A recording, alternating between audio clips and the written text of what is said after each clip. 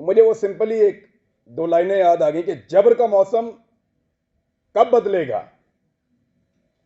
जबर का मौसम कब बदलेगा, हम बदलेंगे तब बदलेगा, और बदलेगा, जरूर बदलेगा। मैं कुछ चीजें बड़ी क्लियर कर देना चाहता हूं अगले 2-4 मिनट के अंदर, कोई गलतफहमी रहे ना, खुलकर बात कर लेते हैं। हमारे ऊपर पर्चे देने की औकात पॉलिटिशियंस की नहीं है। ये क्या बेचते हैं, पर्चा देंगे हम पे, कमजोर लोग, बुजदिल। ये इमरान खान पर्चा करवाएगा, नवाज शरीफ करवाएगा, आसिफ जरदारी पर्चा करवाएगा हम पे। ये औकात है पर्चा देने की इनकी? भट्ट साहब नहीं करवा सकते ये। इनकी क्या जरूरत है कि हमारे ऊपर पर्चा करवाएं? पर्चा मेरे पे हो या मीर शकील पे हो, अरशद शरीफ पे हो या साबिर शाकिर पे हो, समी भाई पे हो या भट्ट साहब आपके ऊपर हो या जमीर भाई आपके ऊपर हो, ये नहीं करवा सकते पर्चा। ये जो पर्चा हमारे ऊपर होता है ना, बगावत का, गद्दारी का, इसके कॉपीराइट ही नहीं है पॉलिटिशियंस के पास। हर चीज के कॉपीराइट्स होते हैं ना। ये जो रियासत से बगावत का और गद्दारी का मुकदमा है, इसके कॉपीराइट इन सियासतदानों के पास नहीं है, वो इनके अब्बा जी के पास हैं, पाकिस्तान की एस्टेब्लिशमेंट के पास हैं कॉपीराइट्स। गद्दारी का पर्चा, बगावत का पर्चा, वो हम पे करवाएंगे। दुनिया के किसी मुल्क में ये पर्चे नहीं हो रहे, क्योंकि सब मुल्कों को इस बात का यकीन है कि उस मुल्क में रहने वाले शहरी उस मुल्क के वफादार हैं। सिर्फ पाकिस्तान के अंदर एस्टेब्लिशमेंट को इस बात का शक अभी बाकी है कि यहां पे गद्दार भी हैं और बागी भी हैं। क्यों शक करते हो? क्या मसला है आपका? ये कहना चाहिए, वो नहीं कहना चाहिए, सवाल ही तो पूछते हैं। हम करते क्या है? यानी अजीबो गरीब किस्म के स्टैंडर्ड्स पाकिस्तान में बनाए हुए हैं। मैं कुछ चीजें आपके सामने रख देता हूं। पाकिस्तान की एस्टेब्लिशमेंट से खुली खुली मैं सामने बात कर देता हूं। आप गैरों की जंग में हमें धकेल दें तो आप मुहिब्बे वतन हैं, और हम आपसे ये पूछें कि इतने सारे बंदे क्यों मारे जा रहे हैं, तो हम गद्दार भी हैं और बागी भी हैं। आप बंद कमरों के अंदर फैसले करें इस मुल्क के 22 करोड़ अवाम के, तो आप मुहिब्बे वतन हैं। हम आपसे पूछें कि उन फैसलों के नताइज पे नजर देखिए, बताएं कि ये हालात क्यों हुए, तो हम गद्दार हैं। आप पाकिस्तान में बार बार रजीम चेंज ऑपरेशंस करें, मुंतखब हुकूमतों को गिराएं, तो आप मुहिब्बे वतन हैं। हम आपसे पूछें कि ये क्यों किया, तो हम गद्दार भी हैं और हम बागी भी हैं। आप वजीर आजमों के इंटरव्यूज करें और फैसला करें कि इसको बनाना है और इसको नहीं बनाना, तो आप मुहिब्बे वतन हैं। और हम जब ये कहें कि जनाब अवाम का फैसला होना चाहिए, ये 22 करोड़ लोग हैं, कीड़े मकोड़े नहीं हैं, तो हम गद्दार भी हैं और हम बागी भी हैं। यानी आप बगावतों के और गद्दारियों के मुकदमे दर्ज करवाएं जो पूरी दुनिया में नहीं हो रहे। और जब हम आपको ये कहें कि क्या हम बागी हैं, तो उस पर भी हम बागी हैं, उस पर भी हम गद्दार हैं। यानी अजीबो गरीब किस्म का क्राइटेरिया बनाया हुआ है। आप हमारे लिए, हमारे मुल्क की जमीन को तंग कर दें, तो आप मुहिब्बे वतन हैं, और हम अपनी जमीन पे आजादी से रहने का हक मांगें, तो हम गद्दार हैं, हम बागी हैं। आप खुदा ना खास्ता कभी हार भी जाएं, तो आप मुहिब्बे वतन हैं। और हम आपसे पूछें कि हुजूरे वाला ये क्या हुआ था, तो हम गद्दार हैं, हम बागी हैं। आप किसी एक तजर्बे में नाकाम हो जाएं, तो आप मुहिब्बे वतन हैं, और हम सिर्फ नाकामी की निशानदेही कर दें, तो हम गद्दार हैं, हम बागी हैं।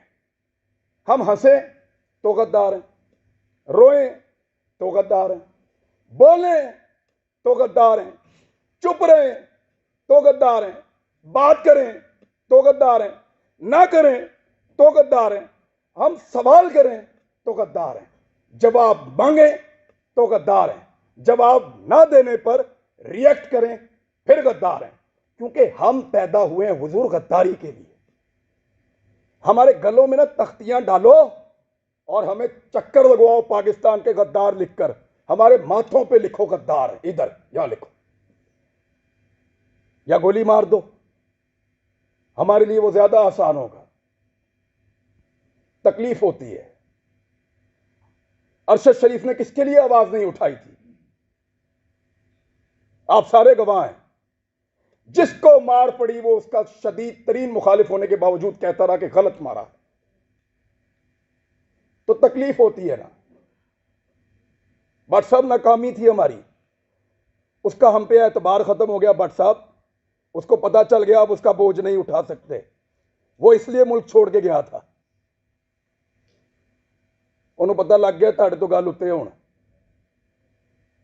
हम पे उसका एतबार खत्म हो गया था। तकलीफ होती है। चुप करके निकल लिया। इन्होंने मजाक उड़ाया उसकी तस्वीर दिखा दिखा कर,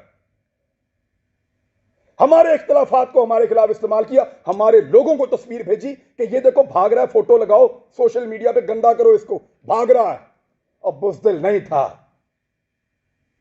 बुज़दिल होता तो तुम्हारे साथ डील करता, तुम उसकी मिन्नतें कर रहे थे डील के लिए। रोज उसे कहते थे कि आओ बात करें, रोज उसे कहते थे कि आओ सरेंडर करो हमारे सामने। उसके बच्चों को थ्रेट, उसकी फैमिली को थ्रेट। अकेला था, उसको पता था सबको उसने अकेले ने संभालना, कोई और तो नहीं था उसके साथ। जाओ पूछो उसकी मां से, मैं मिलकर आया हूं उस दिन। सारी बातें करने के बाद, पूरा हौसला देने के बाद, आखिर में वो कहती है कि अरशद तो नहीं है ना, जो कुछ भी हो अरशद तो नहीं आएगा अब। हम पे उसका एतबार खत्म हो गया था, इसी काबिल हैं हम पे भरोसा नहीं था उसका, इसलिए वो यहां से गया। बुज़दिल नहीं था, हम नाकारा हो गए थे, हम उसको नहीं बचा पाए। मैं अभी थोड़ी देर पहले मैं मोटरवे पे आ रहा था, मैंने एक वीडियो रिकॉर्ड की। मुझे इत्तला दी गई कि आप इस्लामाबाद आएंगे तो पकड़ेंगे, तो मत जाओ। तो मुझे दो वजूहात समझ आई, या तो कोई ये चाहता है कि मैं यहां के बात ना करूं, या हो सकता है वाकई पकड़ ले। तो मैंने एक वीडियो छोटी सी रिकॉर्ड करवाई, इसलिए कि अगर मैं पकड़ा गया तो ये लोगों तक पहुंच जाएगी वीडियो, और मुझे जो इत्तला दी है, कैसे दी है, किसने पकड़ा, ये भी पता चल जाएगा। मैंने अपने बच्चों से भी माफी मांगी। मैं एक साल में उनको कोई किसी एक मौके पर भी जो मैं उनके साथ टाइम गुजारा करता था, मुझे वो मौका ही नहीं मिला। मैंने उसी वीडियो में उनसे माफी मांगी कि बेटा सॉरी बाबा, फिर लेट हो गए, लेकिन वादा आपसे पूरा करेंगे। लेकिन आपको पता मेरे दिमाग में वाही चीज क्या चल रही थी? मेरा भी आप सबसे एतबार खत्म हो गया। आखिर में मेरे दिमाग में यह आ रहा था कि अरशद नहीं है, बोलेगा कौन? वही था, सबको इकट्ठा करके वहां अदालत में पहुंच गया था। क्यों पकड़ा उसको? हौसला देता था, डट कर खड़ा था, हर जगह उसने आवाज उठाई और पूरी कोशिश की उसने कि यह मुश्किल वक्त गुजर जाए। अभी मैं इस यकीन के साथ अंदर जाऊंगा कि अरशद पीछे नहीं खड़ा हुआ। अब सिर्फ ये एक कमी मुझे महसूस हुई है, वो इस कमी के साथ पाकिस्तान छोड़ गया था। वो तकलीफ मैंने आज पहली मर्तबा महसूस की है कि जब वो ये मुल्क छोड़कर जा रहा था तो वो कितना बेबस था, और उसका हमने मजाक उड़ाया कि फलां फ्लाइट से निकल गया, इस तरह निकल गया, इस तरह भाग लिया। उसने मुझे फोन पे बताया, इमरान तुझे पता है मैं कैमरे में जानबूझकर मुस्कुरा रहा था, वो इसलिए कि मुझे पता था ये मेरा मजाक उड़ाएंगे। मजाक उड़ाते हो यार, पहले जमीन तंग करते हो, फिर कोई यहां से चला जाए तो उसका मजाक उड़ाते हो। क्या बंदूक लेकर तुम्हारे गले पड़ जाए? वो भाई बोलने का काम है उसका, साफी है वो अपनी साफत से टक्कर दे रहा था, देता रहेगा, शहीद है, तुम्हारे लिए निशाने इबरत बनेगा वो। मैंने पहले कहा था, आज फिर कह रहा हूं कि तुम्हें सिर्फ मारना आता है, हमें और बहुत कुछ आता है, और वो हम इंशाल्लाह करके दिखाएंगे। सिर्फ हमें मारना नहीं आता।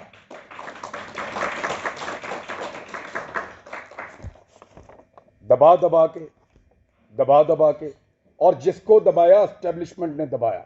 अहमद मीर का प्रोग्राम मैं बड़ा खुश था उस दौर में जब बंद हुआ, क्योंकि हम भी एक अजीबोगरीब दुनिया में रहते थे। माशरतुल उलूम की किताबें पढ़ के आए हुए थे, लगता था सारे हीरो हैं। एस्टेब्लिशमेंट पाकिस्तान की बहुत वफादार है, सच्ची बात है। किसी की आंखें पहले खुल गई, किसी की बाद में खुल गई, लेकिन अच्छी बात है खुल गई। लेकिन मफादात की पट्टी बांध के कभी आंख बंद नहीं की अल्हम्दुलिल्लाह। कभी इसलिए आंख बंद नहीं की कि मफादात की उसके ऊपर पट्टी बंधी हुई थी। जब मुतीउल्लाह जान पे हमला हुआ, मैं क्लिप आप सबसे शेयर कर दूंगा, मैंने मजम्मत की। वो बच्चा जिसके घर के अंदर घुस के मारा, जिसके साथ आपका केस चल रहा था, मैंने मजम्मत की। जब अफसार आलम पे गोली चली तब मजम्मत की। सब रिकॉर्ड के ऊपर मौजूद है, हामिद मीर के ऊपर गोली चली, मजम्मत की। लेकिन हामिद मीर ने अपने मुंह से कहा था, मेरे भाई ने, कि मेरा प्रोग्राम सियासतदानों ने बंद नहीं किया। इमरान खान की क्या औकात है, बंद तो उन्होंने किया है। अब बोलता है इमरान खान से बदला लूंगा। अपने मुखालिफ को पहचानिए, फिर इकट्ठे हो जाएं, तो शायद आपकी जान छूट जाए, वरना ऐसे ही इसी तरह हमारा वक्त गुजरता रहेगा। मैं सिर्फ एस्टेब्लिशमेंट को एक बात कहना चाहता हूं कि हुजूर, आपका मर्तबा, आपका रुतबा बहुत बड़ा है। ये बहुत छोटे छोटे काम है जिनमें आप पड़े हुए हैं। ये छोटे छोटे काम हमें करने दें। एतबार करें हमारे ऊपर कीड़े मकोड़ों पे, हम गद्दारों को ये मुल्क चलाने दो। आप मुहिब्बे वतन है, बहुत बड़े लोग हैं आप, बड़े बड़े काम किया करें आप। आपका रुतबा बहुत बड़ा है, बड़ा मुकद्दस काम है आपका, हम उसकी कदर करते हैं, यूं सलूट करते हैं आपको, खुश होते हैं आपको देखकर। लेकिन ये छोटे छोटे काम हमारे लिए छोड़ दीजिए, हमारे लेवल पे मत गिरिए। आप बीच में से निकल जाए ना, तो इन सब माफिया को हम संभाल लेंगे, मीडिया वाले।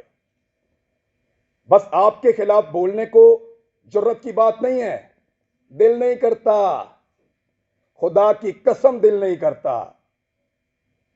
खुदा की कसम दिल नहीं करता। डरते वरते नहीं है, पता है आपको, बुज़दिल नहीं है हम। क्या करोगे, गोली मार दोगे, मार दो। डरते नहीं है तुमसे, तुमसे प्यार करते हैं, तुम्हारी कदर करते हैं। डरो उस दिन से जिस दिन हमारे अंदर से यह जज्बा खत्म हो जाएगा। हम प्यार करना चाहते हैं, कदर करना चाहते हैं, हमें मत धकेलो, दीवार के साथ मत लगाओ, और ये ड्रामा बंद करो। पाकिस्तान के फैसले पाकिस्तानी करेंगे, पाकिस्तान के फैसले हम करेंगे। ये हमारा राइट है, लोगों का राइट है, डेमोक्रेसी ये कहती है। ये बंद कमरों के अंदर ड्रामे बंद करो। पाकिस्तान को तजुर्बा, मैं बचपन से पढ़ रहा था, लिखा हुआ था, इस्लाम के लिए तजुर्बागाह बनाएंगे पाकिस्तान को। हमारे लीडर्स ने यह बताकर पाकिस्तान बनाया, वो किसी और चीज की तजुर्बागाह बना दिया। पकड़ के इसको पकड़ लो, उसको नंगा कर लो, उसको डंडे मारो, उसके कपड़े उतार दो, उसको घसीट के वहां पे ले जाओ, इसको जगाते रहो, इसको शहरों में फिराओ। अजीब ड्रामेबाजी है। वो ये मुल्क है, क्या बना दिया आपने इसको? आपके अपने घरों में बच्चे नहीं है? यानी हमें डिवाइड करके हम पे रूल कर रहा है। पहले गोरा कर रहा था, अब एस्टेब्लिशमेंट कर रही है। इससे अगर निकलना है ना, तो एक बार सोचना पड़ेगा। मैंने यहां किसी को तनकीद का निशाना नहीं बनाया, मैंने सिर्फ बताया है कि वो कौन है जो हम सबको डैमेज कर रहा है। इस मौके से हमें फायदा उठाना चाहिए, हम सबको एक मौकिफ बनाना चाहिए। एक मौकिफ कम से कम इस बात के ऊपर कि एक को मार पड़ेगी तो सबको मार पड़ेगी। यहां से भी शुरू कर लो तो बहुत है। बाकी मर्जी है, अगर डिवाइड एंड रूल करना है तो फिर करते रहिए। इस गंदे खेल का हिस्सा बनना है तो बनते रहिए।